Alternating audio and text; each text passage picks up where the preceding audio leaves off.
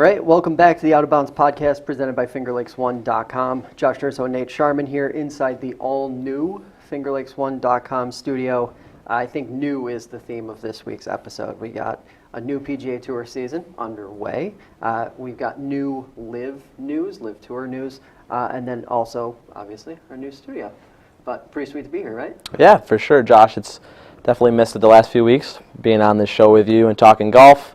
Don't worry, viewers out there. Josh and I still talked plenty of golf in the last few weeks. We did. As we always do. And we played. And we played golf. We played golf. That's right. We play golf, live golf, eat golf, whatever you want to say, right? Do it all. So we're really good to be back in here. And it's like you said, Josh, inside the new FL1 studio. Kudos to Paul over there producing today, helping us out with his studio. It's been a good work in progress, but I like to think we're getting closer and closer to our finished product. Yeah, there's going to be some changes, I think, over the next few weeks here as we work out some of the kinks. Perhaps the most important improvement here, though, is the fact that we finally got some comfortable chairs. You and I are sitting on chairs that don't make us feel like we're back in the 11th grade. Yeah, definitely not sore at the end of the show anymore, so that's a good thing. Yeah, it's great. Also great. Highly entertaining President's Cup this past weekend, even if maybe it wasn't the most competitive President's Cup we've ever seen. Yeah, a lot of fun to watch. There's so many good storylines. Of course, the Americans, first of all, taking it by a score of 17.5 to 12.5. 9 consecutive President's Cups have gone to the Americans. Unreal. Well, that's unreal. Beyond dominant. I mean, that's just a wild statistic to have. So as we get into the President's Cup, maybe not so minus the golf, but what are your kind of favorite storylines that came out of Quail Hollow last weekend? So I think the biggest takeaway for me, and I'll call this a storyline, is just how deep Team USA is. Yeah, for sure. It's unreal. American golf has not been as deep as it is right now. I maybe ever.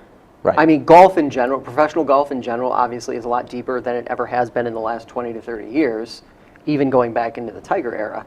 But my God, this U.S. team is deep. And even with the LIV defections that removed a couple, we'll call them world-class American golfers, it's still an incredibly deep team. And who knows, the crazy thing, I think, is just how you don't know who's going to be there next year, who's going to be one of those up-and-coming names next season.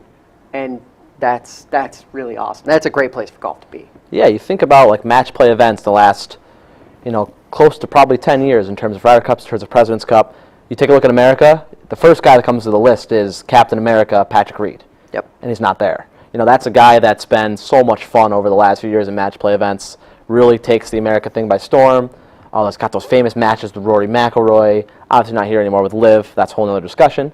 But I think those guys at the back half of the team, like you said, Josh, the depth, your Max Homas, your Kisner, not a great record, but a great team guy. But a couple other of those players played so well this week, and that goes to show that they can go another, I think maybe a top 4 or 5 of those guys could leave for LIV, hypothetically. You could find 4 or 5 more guys that are just as good that are playing on the golf team. That's it. And that's, when you were watching it, what were you thinking? What were you feeling in terms of the big takeaways or the big storylines? I think the big storyline for me starts with Max Homa. Max Homa is a guy, I think he's 31 years old, has not played on a Ryder Cup or a President's Cup in his career. He was a Walker Cup participant. I believe they won the Walker Cup. An older guy, kind of a late bloomer. So now he finally gets on this President's Cup team. He's playing that match with Billy Horschel on Friday. Makes that 15, 20-footer on 17 to win the hole, makes another 15 to 20-footer on Sunday, lets out a big Tiger-style roar to win that match. I just thought, I was sitting there watching on my couch, I was like, this is awesome.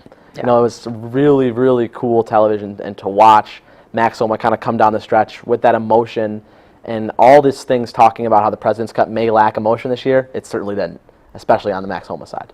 No, it was really impressive. And, I think maybe another one of the bigger takeaways for me was just how impressive Jordan Spieth was. Yeah. Here's a guy who, God, I'm convinced at this point that he's never going to get his full due because of that bad stretch that he had for a few years. To just be as long-term consistent, like take those 2 years out of it, or 3 years, whatever it wound up being. We're talking about literally one of the best golfers of the last 15 years. For sure. And it's not even debatable. Do you think if he doesn't hit that ball in the water on 12 at Augusta in, 2017-ish. Do you think that does not happen to him for those 3 years? Do you think he continues to play at the high level that he was? I know this is something we weren't planning on talking about today, but I always think it's interesting to think about, if he doesn't chunk 2 balls in the water, what his career looks like, or if maybe that doesn't change anything at all. That's interesting to think about. Chicken or the egg. So Yes. was Jordan Spieth? So Jordan Spieth is pretty much viewed from the outside, and I mean this in a good way, I suppose, a head case, right? Oh, for sure. So was he a head case before, and it Yeah. just hadn't reared its head? Right. Or did he become one because of it, and thereby really morph into one after the fact and kind of like drive himself into that place where he wound up going? My thought on it is, honestly, eventually something would have happened that created that scenario for him.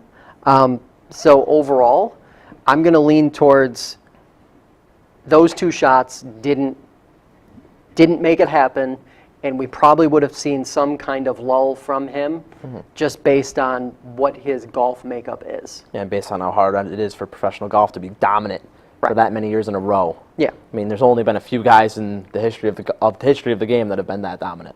Right. So based on how hard it is, especially now with the influx of talent that we talk about.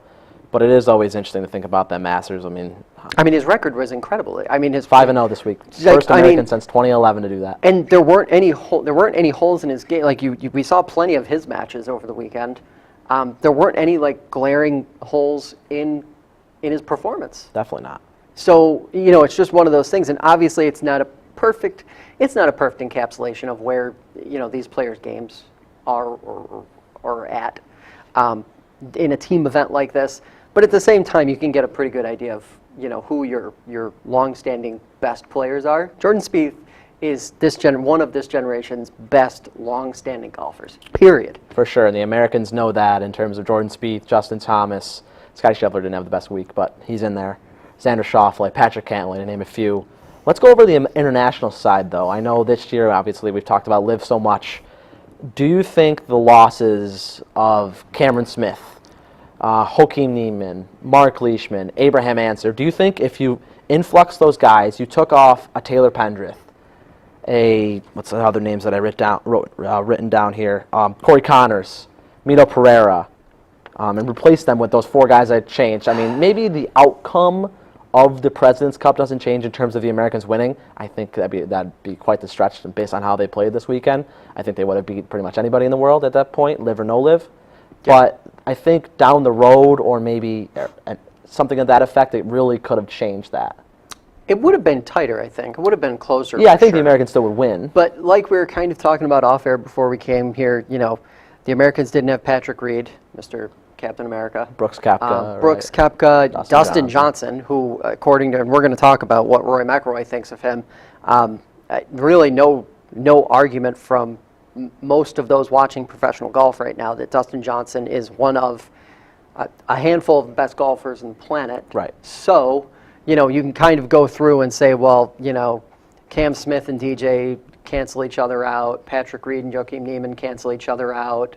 Does Abe Ancer or, maybe 1 or 2 other possibilities, Mark Leishman, do they tip the scales? No, correct. I mean, I don't think so. Right. But I think it would have made, and here's the bigger takeaway. It would have made some of the matches more interesting. Mm-hmm. No doubt about that. I mean, obviously watching Dustin Johnson play golf is fun to watch, and watching Cam Smith play golf, fun. Nothing against Mito Pereira or any of these other guys that are sort of not as well known. But there's definitely a give and take there with how deep golf is and how well known some players are versus others, and how quickly they're rising through. And in this sort of environment, I think a lot of people want to see the brands, the individual player brands, go at each other rather than just on paper the 12 best versus 12 best or whatever the number might be. Agreed. Yes, and I think there's one more big storyline out of the President's Cup we have to talk about, and it's a little bit negative. We've talked so much positives in the President's Cup. The TV coverage. Anybody who watched the President's Cup this weekend on TV knows exactly what I'm talking about. Yeah. It's something we've talked about on the show before. That's something that they can learn about, and it seems like they just kind of keep doing it, where they're missing matches. that Homa match on Friday, they didn't show it until they were around 16. He really didn't even, Kisner, they didn't even know they were playing. Right. So that's something interesting to kind of look at, and I wanted to hear your take on that. I know I kind of explained it, but I'd love to hear what you have to say. Show more golf, show more golf, show more golf. That's all it comes down to. Right. People want to see golf. And in that situation, it goes back to when we were discussing the PGA Tour playoffs a couple episodes ago, saying, well, could you do a match play format for all of the concern with television crews being able to, and the producers of these television broadcasts, to be able to have more shots available to them? They had shots available to them that they weren't using. It's infuriating.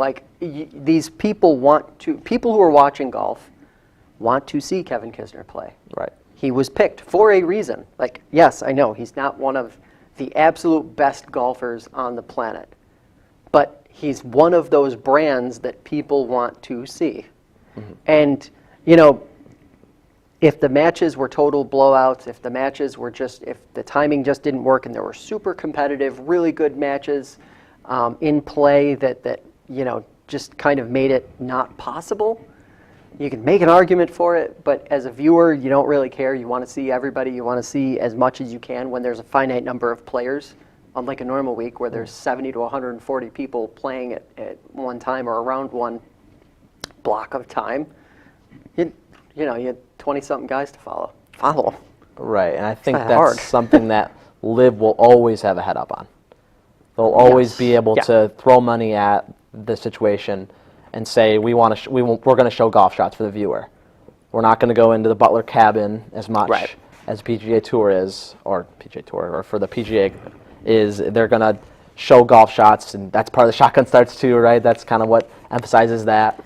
They're going to constantly show golf shots, and the fact where they have unlimited funding, they can kind of pick and choose where their sponsorships go. And like you said, they show more golf shots, show more golf. They'll be able to show some of their guys that really kind of make sure what the tour's about and kind of go that way. So I think LIV kind of has that going for them. I think that's just all because they have all the money in the world. So just playing devil's advocate on that one, because does it feel like a cop-out to use that as an excuse, though, when it doesn't really... That wasn't why we weren't seeing certain golf matches. I don't think anybody believes that those reasons are the reasons why we weren't seeing those golf matches. It literally feels like it was an error, like a mistake. But it's been happening, though.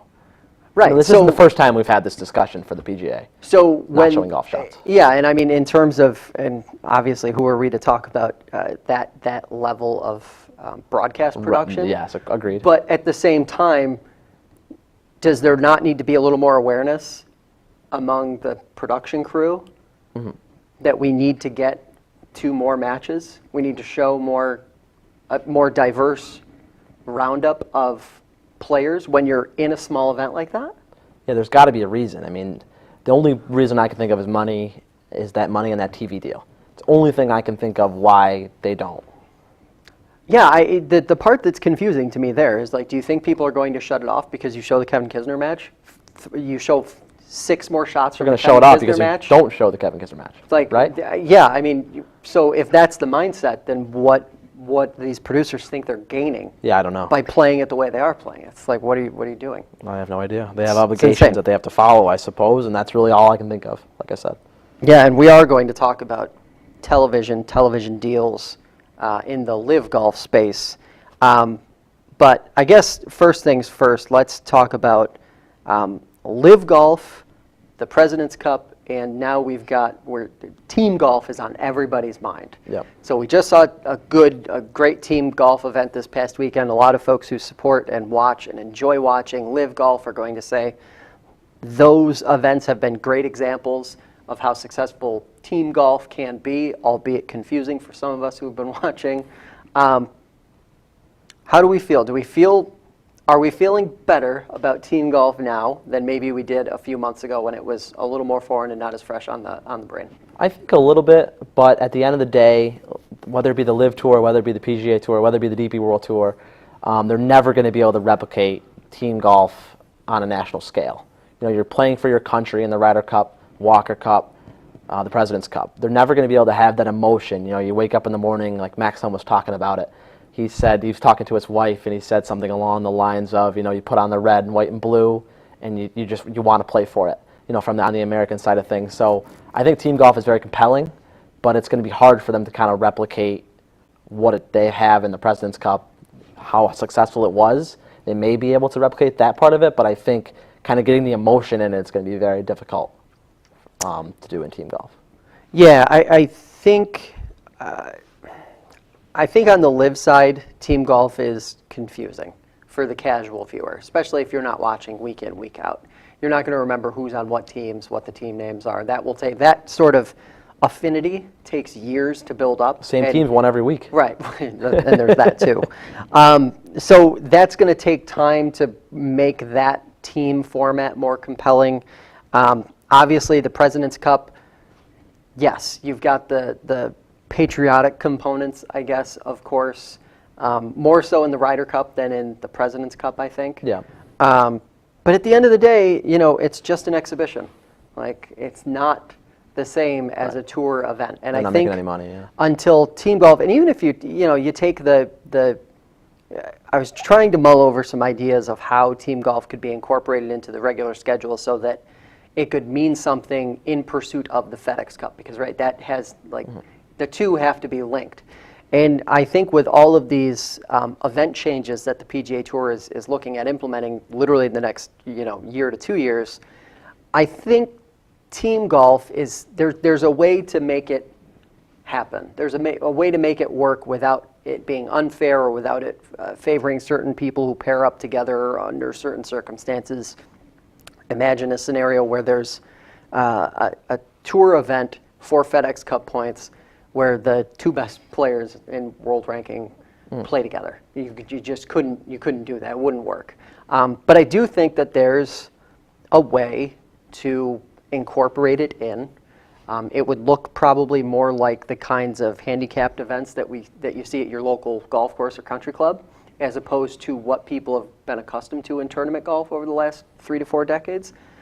But I think there is a way for team golf to be incorporated in a more meaningful way into the PGA Tour, which I think is eventually where we're going to get with it, because LIV isn't going away, obviously. They're going to keep doing the team thing. And eventually people will start to catch on and will start to understand who's on what team and everything like that. So at some point, I think it's going to have to happen. And it can't just happen once a year. President's Cup is awesome. Ryder Cup is awesome. They're very exciting, entertaining weeks of golf. If you're the PGA Tour, why wouldn't you want to tap into that more often? Yeah, I agree. If they can find a way to make it, relatively, I think the most important part, you start getting into a possible handicap situation with that. I think you need to make sure it's easy to follow for the viewer. Yeah. People that play golf a lot, me, you, anybody can kind of figure that out by looking at it. But I'm just trying to think of, the golfer that goes out and plays once a week on Sunday, and they watch the tour events. They watch the tour event Sunday afternoon, and they haven't been following it the last 3 days. Right. So they just look at the scoreboard and they say, well, that group's 8 under. Why aren't they in the lead? The group at 5 under is in the lead, and then it could get confusing at that aspect. So I think if they can find a way, I like your idea a lot. They can find a way to make that compelling and easy to follow for the average viewer. I think they really do have something there. Take the top 100 players, match 1 up with 100, 2 with 99, 3 with 98, and keep going. You got 50 teams. That's a good idea.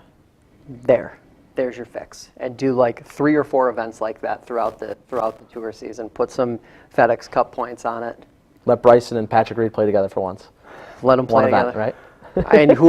And there you can start to get people cozied up to the idea of seeing smaller team events, and obviously not team in terms of 6-player teams or 12 or 14-player teams like some other events. So, but something kind of a team-ish thing.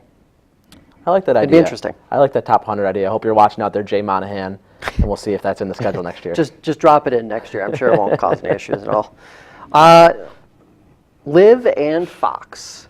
LIV might be living on Fox. but maybe not the way most people think. So what you did there. LIV is now refuting claims that they are going to buy airtime with Fox Sports. They say they have many media partners who are interested in hosting tournaments. So question is, we've talked before about the YouTube streaming numbers, which are not that impressive. For LIV, what are your thoughts on a potential deal here with between Fox and LIV? I love the idea for LIV, for all the parts we were just talking about the President's Cup. They can control what's being showed. Right. By paying for it, they can choose who sponsors. They can choose who sponsored it, where they sponsor it, how they sponsor it, and they kind of have more full control over it. And like I said earlier, too, money won't be an issue. They'll be able to throw enough money at Fox Sports 1, at any of those major companies. Yep.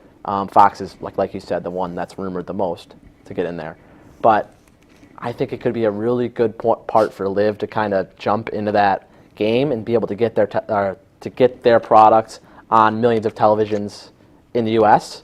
And I think they could really go somewhere with that. You know, being able to just be on Fox, and having Fox's production crew kind of decide what shots they want to show and what times they're at, like that kind of thing could be kind of tricky for LIV, because then Fox could kind of change the narrative of the whole tour. But I think by being able to control themselves on a national television product, they can really push their product out there and show what they mean and what they want to do, and possibly even monetize it at the end of the day, because the money up front won't be an issue, but maybe the money could come in at the end when people start liking the product that's being shown versus the PGA Tour product that's being shown that may or may not be, will most likely not be showing correctly right now because they're not showing the talent on television every week.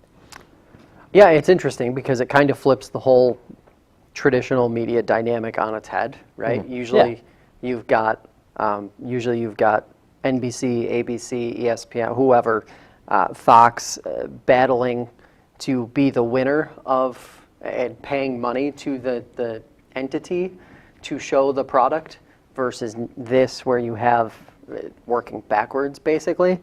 I'm selling the idea very aggressively that there are other networks bidding on this, and that they are going to be involved in a traditional media league relationship. They're not. There's no way. Right. I don't see a scenario where Fox, NBC, you name it, where they get involved in that way with the Saudi-backed league. Because look, when it comes right down to it, at that stage, what are we even doing? Like, who cares who plays in what leagues? Who cares who's taking what money? Who cares? Like, none of that stuff matters if you're going to just give this league that's backed by very suspect folks, to put it lightly, the same treatment as all of the others that are going about it the quote-unquote right way. Right. And for LIV, why do they give a crap? Why would they want to be involved? They're like, to me, like you said, if they really care about changing the game in a positive way, why aren't they just doing this outright, buying airtime? Because it's a way for them to control the product and actually make the product better. Right. I love that idea for them, for what they want to do. I mean, it's, if you want to talk about doing something good for the game of golf and doing something good for professional viewing of golf, that's it. Best way to go. Yeah. But what do you think? Do you think there are other networks actually bidding to try and get LIV Golf on their network? No, I'm with you on that. It's crazy. It's always been just Fox has been the idea. Yeah. CBS is obviously involved in football, NBC has golf. So I don't think any of those parent companies would kind of get involved. I've always, from the start of this, I've heard Fox has been, I don't know if interested is the right word, but kind of intrigued by the idea of it. So I think if there's any kind of company out there bidding for it, I think it's just Fox, and I think they're blowing a little bit of smoke, to be honest. Yeah. And another long-standing, we can get into another long-standing LIV issue here that we've been talking about, world ranking points. Yep. Rory McIlroy had a really interesting quote that I'm going to read because I don't want to get this incorrect, about Dustin Johnson and where he ranks in the world. Obviously, we've seen a lot of, Rory's fired his share of shots at LIV. Mm-hmm. So a lot of folks felt like this quote that was featured in, I believe, SI earlier this week with Bob Herrick's story is a big step in a different direction. So Rory says, if Dustin Johnson is somehow 100th in the world, it's not an accurate reflection of where he is in the game. But at the same time, you can't make up your own rules. There's criteria there. Everyone knows what they are, and if they want to pivot to meet the criteria, they can. He said he doesn't have a problem with ranking points at all, but you have to meet the criteria. And it's interesting because we went through a couple episodes ago all of the things that LIV would have to do in order to make their events qualify for world golf ranking points. It's a long list. Yes. Not a short list of not a short list of things. But I'm curious, when you read the quote, what were your thoughts on that? As most Rory quotes, I agree with them. I mean, because if we're going to have Dustin Johnson outside the top 100, then he's ranked. I believe he's ranked around 45th to 50th. But he'll fall outside the top 100 in the next year. Oh yeah, absolutely. So I mean, it's not an accurate representation at all, in my opinion. It's looking at kind of what are we doing here if Dustin Johnson's outside that 100? He's proved day and night out that him, Cameron Smith, Scotty Scheffler have your ranking in the top three there. They're the top three best players in the world.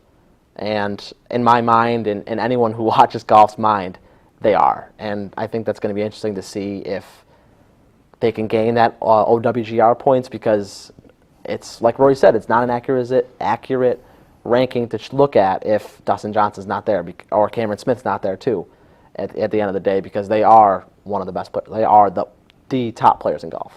What tour they on doesn't matter, to my opinion. So for how long does it not matter, I guess, right?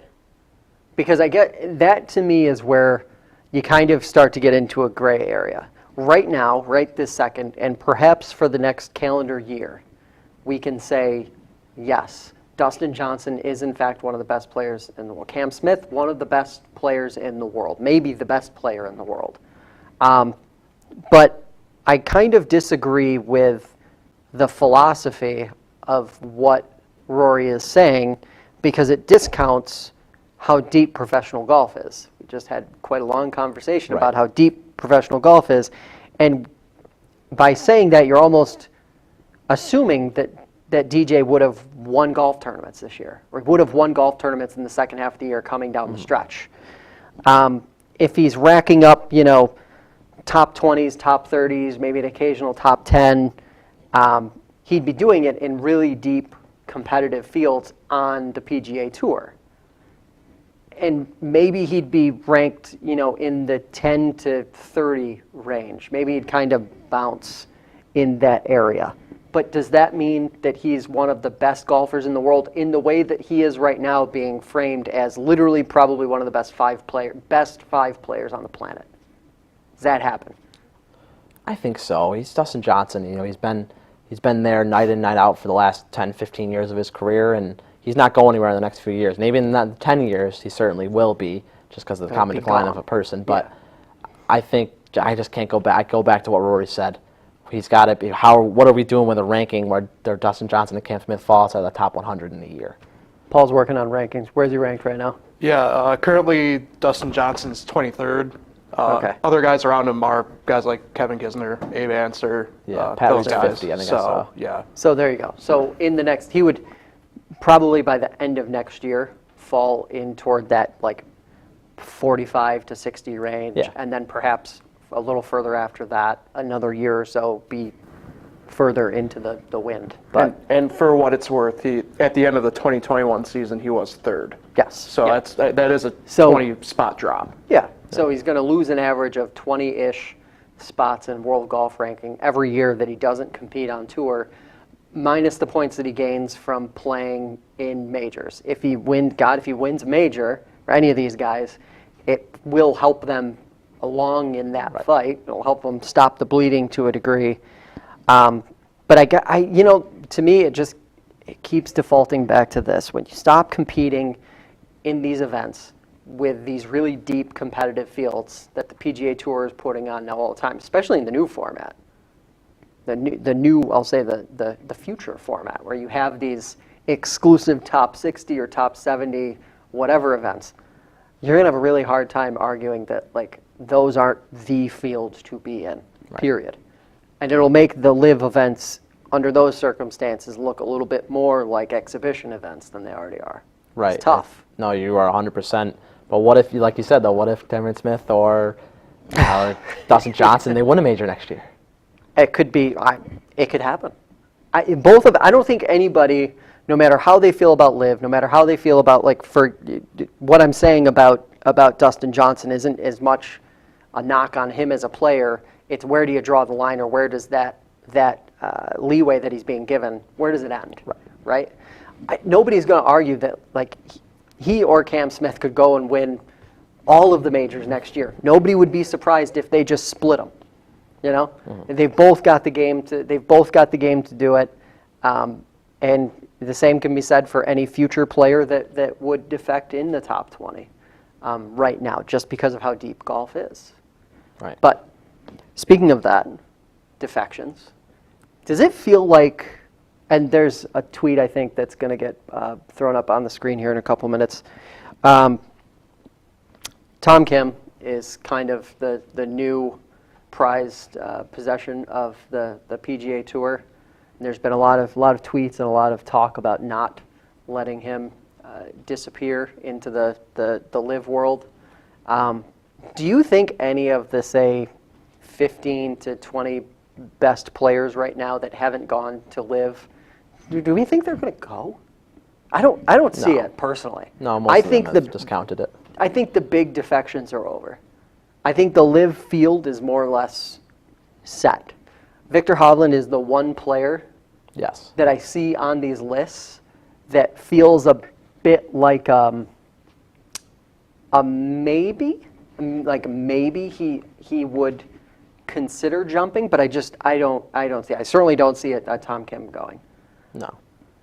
And we've already seen LIV throw or attempt to throw really big money at other players, international players in particular. So I would assume that they're going to try to start to lure more players from that have the Asian backing. Right. Just because of the gains that could be made with audiences in Asia.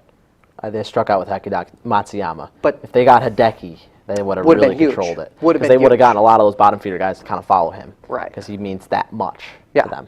So, like, you didn't get him, and is that kind of the final, you know, I think it presents a really interesting future outlook for LIV, because it's very easy to get caught up in the moment and kind of just thinking about these events week to week. But what's LIV going to look like in a couple, like, money's no object, but in a couple years when some of your players start to decline a little bit because of age or because of whatever the case may be, and some of your big brands aren't there to support, your big player brands aren't there to be the household names that people still want to watch, what happens to LIV then? Do they have to start going after college graduates? Yeah, I think they will do that. But they're just kind of banking on getting a guy like Cameron Smith to kind of build the rest of the guys up, because at the end of the day, I think they're still going to want that athlete inside of you, still going to want to chase that number one spot, regardless of the money. I know we always talk about how, you know, you play for that much money, how much is too much money at that aspect to kind of root for it. Yeah. But I still think, you know, a guy like Cameron Smith, he's still going to want to win majors. So, you know, I have joked about, you know, what's the incentive to play well on the LIV Tour? You know, what's the expenditure to go hit 500 golf balls a day? Yeah. For guys like Dustin Johnson and Cameron Smith, Dustin Johnson can kind of plot his way around the golf course and win a ton of money on the LIV Tour. But I think a guy like Cameron Smith still wants to work on his legacy, so he's still going to work for those majors to hit, you know, practice and become the best golfer he can be. So I think they're kind of hoping the LIV Tour enthusiasts anyway, that'll trickle down into the rest of the guys, and they'll be able to kind of keep that fire up of the LIV Tour and keep that good golf around. But like you said, that could happen where it could just kind of turn on its back, and I don't think they're prepared for that. It's tough to prepare for it because you just think about how these big brands, you know, how does a Brooks Koepka, how does a Bryson DeChambeau, how did Tiger Woods, how did Jordan Spieth, Cam Smith, any of these guys become what they were? They were nobodies, and they played their way into being something. And there isn't that, I'm going to call it like amateur to professional path in LIV. So how are you going to have a college kid who just graduated morph into that brand or become that thing? Does winning LIV tournaments, is that enough to develop that brand that becomes as large as a Bryson DeChambeau or even a Cam Smith present day? I don't think so, right? No, like you're right. It doesn't seem like it's possible. So maybe their method is going to be every few years see who they can poach from the tour. Right. If some kind of working relationship isn't figured out after all the court battles and everything else are done. I don't know. Patrick Reed's suing more people. That's shocking, right? That was kind of a wild thing because I first read that he pulled the lawsuit out and he was just going to just be done with it. Yeah. But he refiled it. He Within refiled it hours. to get guys like Damon Hack, Shane Bacon, and he just added more guys, and the money really didn't change, still $750 million. But does he have any chance? I mean, doesn't it look strange to just refile? This has got to be the dumbest thing ever, right? Like, first of all, I'd just like to say Damon Hack has one of the greatest golf analyst names in the history of like anything. I don't know. Is it better than Shane Bacon? I don't know. Shane Bacon's a great name too. There's a lot of Shane and golfers Damon. hacking it around out there. Especially me. I don't know, so it's a modern day golf version of just a old school slap lawsuit, right? Yeah. It would go against it. Just stop saying bad things about me. You know, like is that it? And also, I think the Reed camp has done a really good job of just exaggerating the living hell out of everything around this. Like everybody's betting against him, rooting against him. You know, the people who. Obviously, there are trolls on the internet who say he's a cheater. There are some other folks who've criticized him for the way he's played or whatever the case may be. But I think so much of that is just overblown. It's not Right. in the everyday sort of ether. I started reading part of the lawsuit, and then I just started laughing because it starts out by saying that his working conditions have been made really toxic, basically because of these few like golf analysts and personalities. Like, you're a celebrity. You're a celebrity worth millions of dollars, making millions of dollars. That just comes with it. Like, that comes with the territory. Like, are we not going to cover sports anymore? Are we not going to like have debates about who's better or worse, or who, maybe bends the rules to their advantage more or less, or doesn't? I mean. It's crazy. It's absolutely crazy. But is it the craziest thing that Patrick Reed has done in the summer? I think that he left PGA Tour to go on the LIV Tour, and he cited he wants to spend more time with his family. A lot of guys cited this, right? Patrick Reed has played in 5 events in September. Well, will play in 5 events in September. Yeah. That's a remarkable number. You're not seeing your family a lot. You're playing in 5 events in September, 2 LIV events, and some other European Tour events. But that might not even be crazier to me than filing you said something wrong to me lawsuit. I mean, that combined with that, it's like, what is he doing? Like, I mean, it's crazy.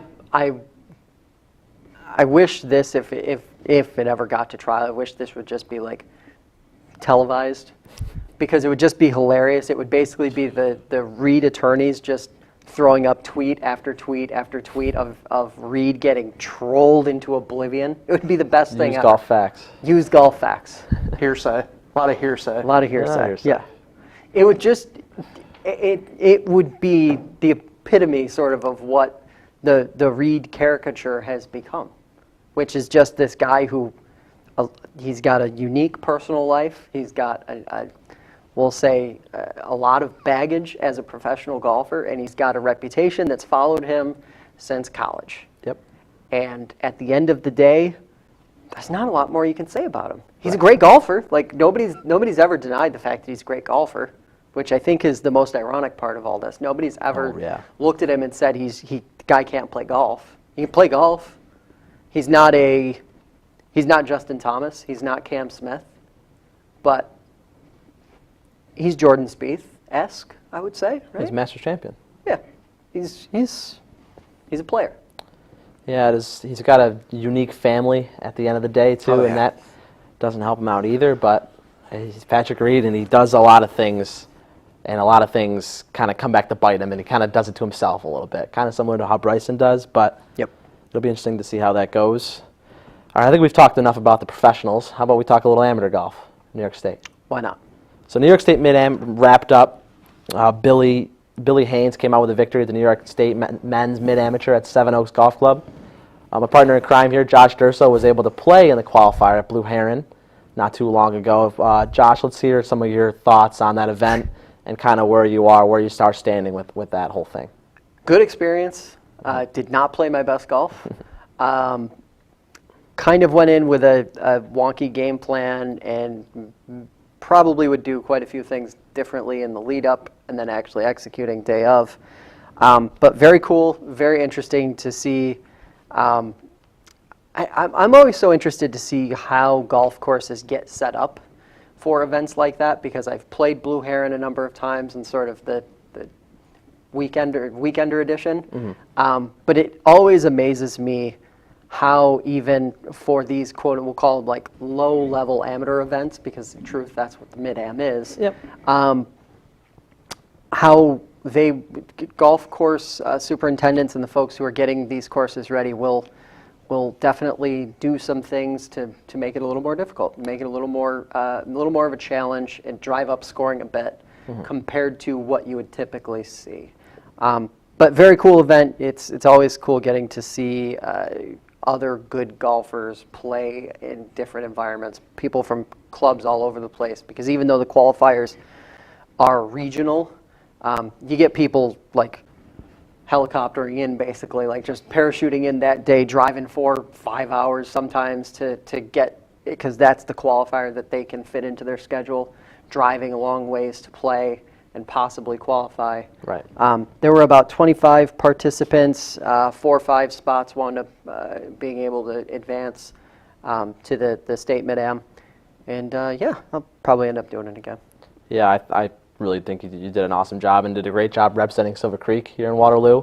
I think it was pretty fun to look at those qualifying schedules, and you see Irondequoit, you see Country Club of Rochester, you see Blue Heron, and then Silver Creek Golf Club. So I think really good kudos to you, kind of going out there and representing who we are, and we can't thank you enough for it. But congratulations to Billy for taking home the championship. 3-day total, 4 under par. All of his rounds under par. Yep. Did not post an over par round of golf. That is, Yep. like we say, that's some golf. That is some golf. But I think that's going to do it for this week. Drop us a line or question. The email is outofbounds@fingerlakes1.com. You can follow us on Twitter, Instagram, and TikTok. We'll drop links in the show notes. For Nate Sharman, I'm Josh Durso. Remember, whether it's down the middle or out of bounds, just keep on swinging.